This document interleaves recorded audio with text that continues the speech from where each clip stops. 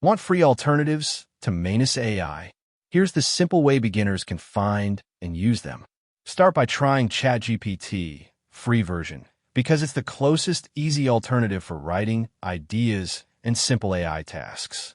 Next, use Perplexity AI if you want research and answers with sources, especially for school or content creation.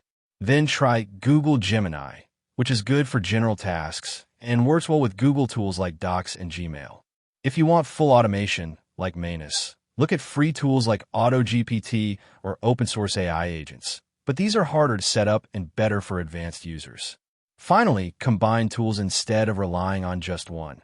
Use ChatGPT for writing, Perplexity for research, and Gemini for general tasks to replace most Manus AI features for free.